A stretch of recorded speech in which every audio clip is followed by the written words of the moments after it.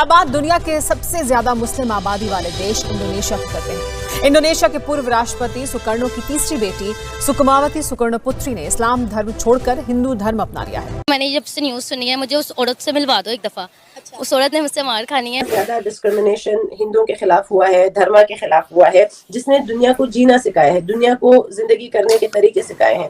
तो इस पे मुझे बहुत ज्यादा रिएक्शन का करना सामना पड़ा।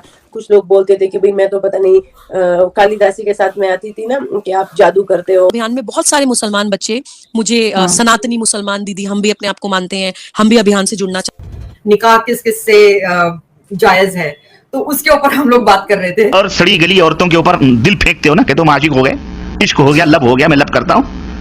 सुनो, जो जन्नत में तुम्हारे लिए अल्लाह अज़्ज़ व जल ने तैयार की हुई, और तुम रंडियों, खुजड़ों, खसरों, तवाइफों की मेरा बस चले ना तो कूट के उसी कब्रिस्तान में ठूस दूं मैं इन लोगों को। भाई ना कब्रिस्तान के अंदर से किसी को आना है और ना ही बाहर टहलने वाला आदमी कब्रिस्तान में कोई जाना चाहता है।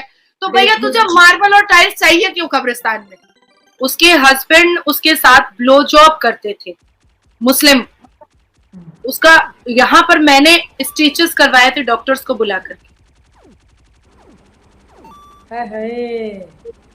ये है इस्लाम के मानने वाले मुसलमान।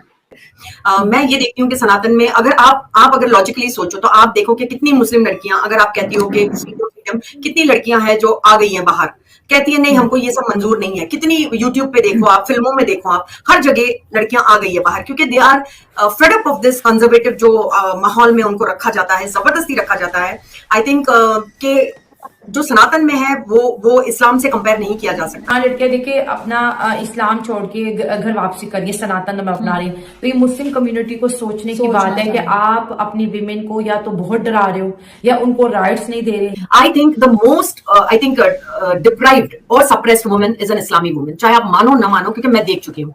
उनको हाथ मारना है मुसलमान लड़कों को, वो हाथ मारते हैं, और जब वो देख लेते हैं तो उनका मुंह से तो लार टपकना स्टार्ट हो जाता है। जब वो देख लेते हैं तो उनका तो पूरा मतलब शरीर जो है वो हिलने लगता है, तो टच करने के लिए बिल्कुल बावले हो जाते हैं। और ये मैंने प्रैक्टिकली देखा है, शायद प्रैक्टिकली मैंने देखा है। हालांकि आपने मेरी कई स्पीचेस जो है वो आपने दिल्ली की सड़कों पे, रोड पर मुझे भीड़ में देखा है, पर आपने देखा उस पूरे वीडियो में कभी भी कि कोई टच कर रहा है या कोई कुछ कर रहा है नहीं। क्योंकि सनातनियों में जो सिविलाइजेशन है, जो सभ्यता है, वो हैट्स ऑफ है। तो तुम कौन सा काफिर बोल रहे हो, किसको बोल रहे हो, कहां बोल रहे हो, क्यों बोल रहे हो?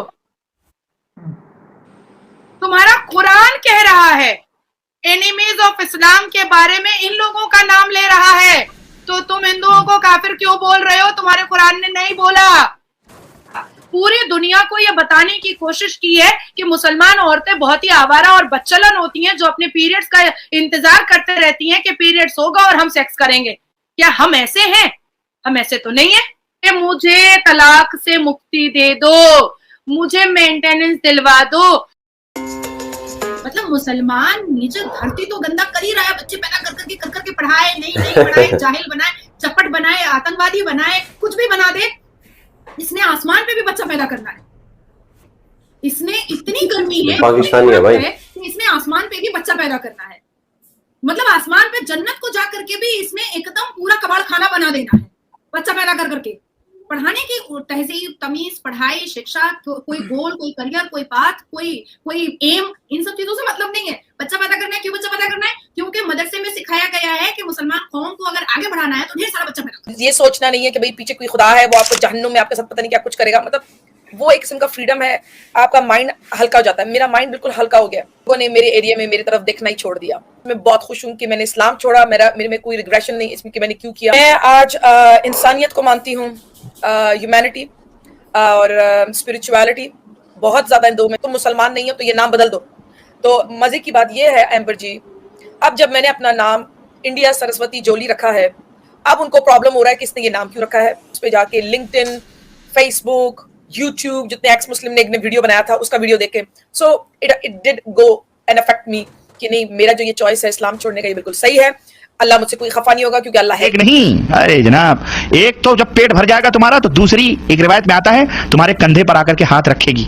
और तुम पलट के उसको देखोगे तो जो तुम्हारे नीचे है वो होगी इससे ज्यादा हंसने। नहीं, हमारे को नबी के सदके पत्थर क्यों नहीं बरस रहे? तो जो 35 साल की औरत घर में बैठाई हो, उसका घर में भाई है, उसका बाप है, उसका कोई भी जो है ना, वो जो उसका कफील है, किसी मौलवी से पूछ लेना कि उसके ऊपर 1 महीने का 1 कत्ल वाजिब हो जाता है।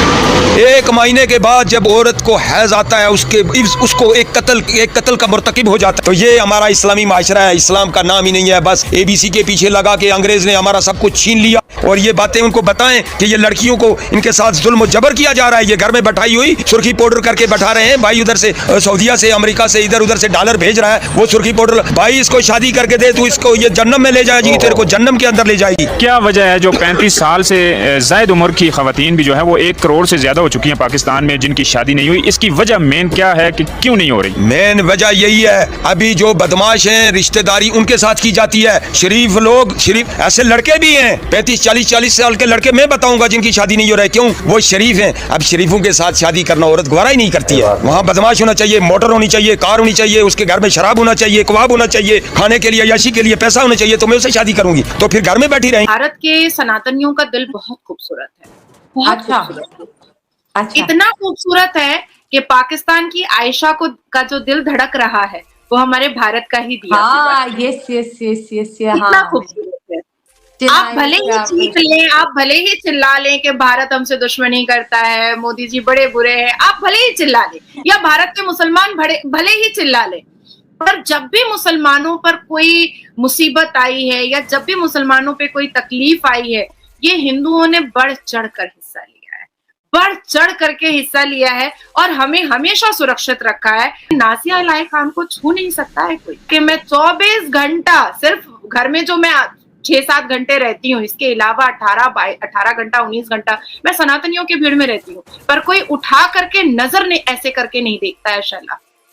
तो मेरे इस भारत तो वैसे भी सनातनियों ने जीत लिया है। हाँ, तो मुझे नहीं हम जहाँ मुसलमान दौड़ में पीछे रह गए हैं, क्या ऐसे ही मरते हैं। अभी हालिया में देखो ना शैला, आपको एक मुसलमान मर्द दुपट्टा उड़ाने लगा था भरे बाजार में, देखा था ना आपने कहा भी कि अरे भाई तुम्हारा इस्लाम दुपट्टे से शुरू हो गया, दुपट्टे पे क्यों खत्म होने लगता है?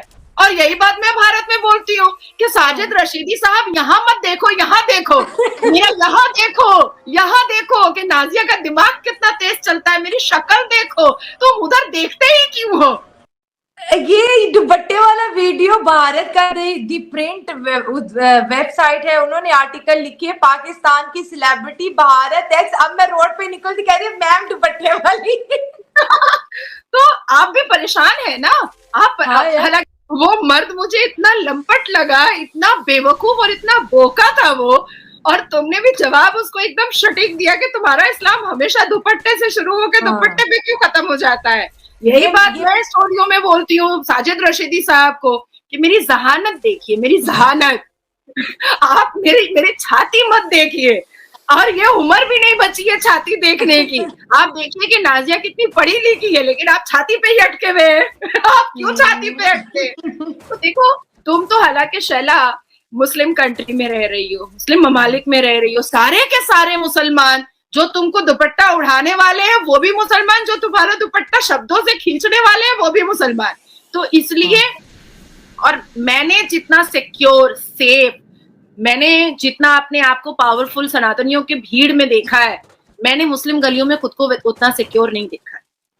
मैं मुस्लिम गलियों में जब जाती हूँ किसी इलेक्शन कैंपेनिंग के लिए या किसी स्पीच के लिए, मैं मतलब तुमको किस चीज की कसम खाऊं, माँ की भी कसम खाऊं तो मुझे चलेगा, क्योंकि मैं सत्य बोल रही हूँ। अंदर से मुझे लगता है कि पता नहीं कहाँ से हाथ मार देगा, भीड़ भाड़ देख करके, पता नहीं क्या टच कर देगा, पता नहीं कौन से उजू को, कौन से शरीर को टच कर देगा, जो मुझे 2-4 रात नींद नहीं आएगी। तो मैं 10-12 लड़कों को मैं बोल देती हूँ जो मेरे साथ लड़के जाते हैं, या जो मेरी सारी स्टाफ जो लड़कियां हैं, मेरी ऑफिस में भर करके लड़कियां हैं, 13-14 लड़कियां मेरे यहाँ काम करती हैं। तो जब मैं किसी मुस्लिम पाड़े मोहल्ले में जाती हूँ स्पीच के लिए, तो मैं वो 13-14 लड़कियों को लेकर के जाती हूँ कि तुम लोग मुझे घेर लेना और मैं बीच